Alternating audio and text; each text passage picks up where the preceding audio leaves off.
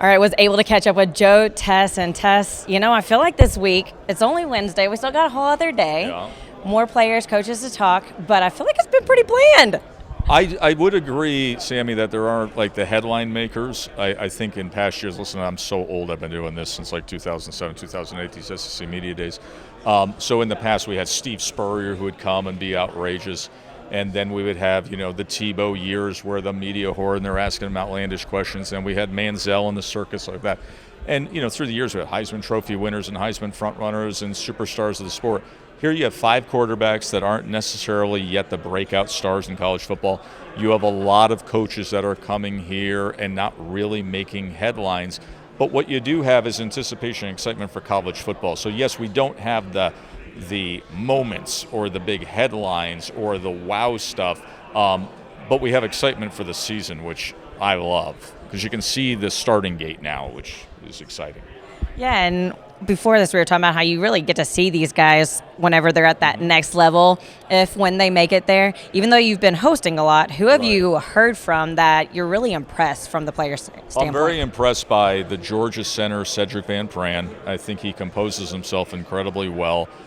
Very smart. You can understand why he gives them consistency and leadership and somebody they can lean on, and why even though this is life after Stetson Bennett, they're going to have a new quarterback, they feel confident and they feel like they're going to be just fine because he's the kind of guy that gives them that sense in the middle of the offensive line. Very impressed by Jaden Daniels, the quarterback at LSU, the way he's composed himself and handled himself. I think he's a guy that wanted to take on a next-level challenge in his life and wasn't afraid of it. So transferring to LSU and that red-hot spotlight of being the starting quarterback there and the pressure there, and delivered on it last year, even when there were some tough times. They got rolled by Tennessee, and there was some and then he still leads them to the SEC West Championship and the championship game.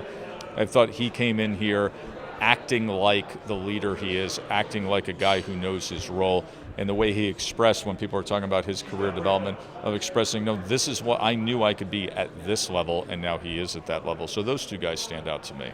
And you just mentioned Tennessee. You got Tennessee tomorrow. You also got Kiffin tomorrow. I love Joe Milton, too, on Tennessee. I think he's got amazing upside. So I would throw Joe Milton in there.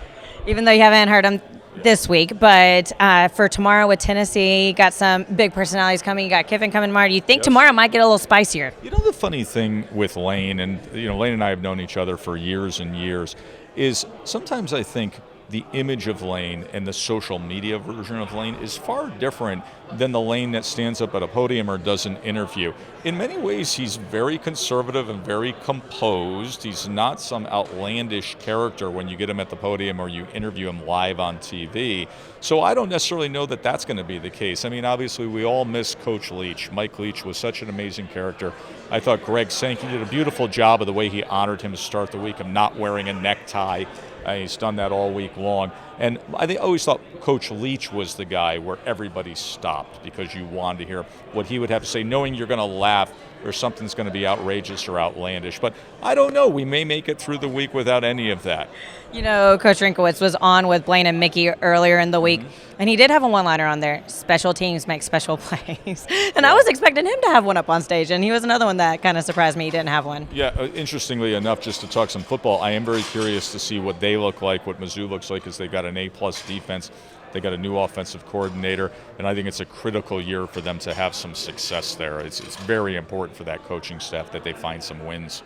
And since we are in Tennessee, there was a lot that came out about Tennessee this past week. How do you think Tennessee responds not having the postseason bowl ban or anything? I just broadcast their big bowl win in the Orange Bowl against Clemson. I think they're not going away from that national scene anytime soon. I think Coach Heupel and what that offense is, that is not by accident. That is what Tennessee football is going to look like for a long time as the recruiting keeps adding to the defensive side and keeps adding depth to the offensive side. Tennessee is going to be everything that their fans would expect them to be. I think Joe Milton could be the breakout star in the sport this year. I think he has some physical gifts that are generational you just don't see. So I'm wildly interested to see what Tennessee looks like this year. Well, I really appreciate you spending some time with me. And I'm so proud of you and all your success. So thank you. Thank you, Joe Tess. Thank you.